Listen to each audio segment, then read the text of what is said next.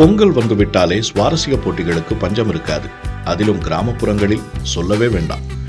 டிசைனாக போட்டிகளை கண்டுபிடித்து ட்விஸ்ட் வைப்பார்கள். அப்படித்தான் தென்காசியிலும் ஒரு சுவாரஸ்ய முயற்சி அரங்கேறியுள்ளது.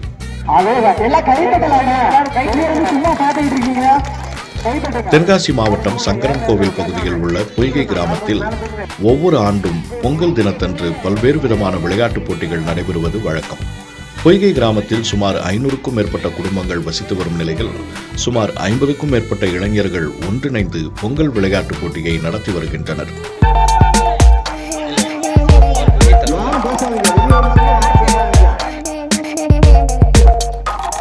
அதேபோல் இந்த ஆண்டும் 19வது ஆண்டு பொங்கல் விளையாட்டுப் போட்டியை முன்னிட்டு பல்வேறு விதமான விளையாட்டுப் போட்டிகள் நடத்தினர்.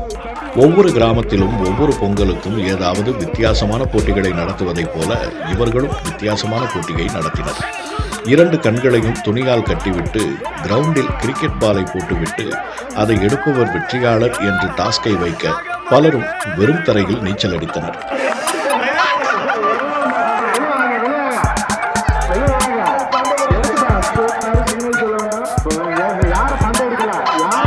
அதேபோல கணவனும் மனைவியும் மாறி மாறி நின்று ஒரு காலை தூக்கி நிற்க வேண்டும்.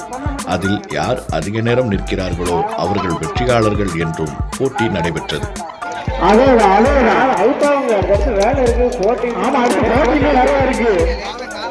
காணும் பொங்கல் என்று மட்டுமில்லாமல் போகியிலிருந்து காணும் பொங்கல் வரை 4 நாட்களுக்கும் வித்தியாசமான போட்டிகளை நடத்தி அசத்தியது ஒட்டுமொத்த கிராமத்திற்குமே ஒரு புத்துணர்ச்சியை கொடுக்கும் விதமாக அமைந்தது.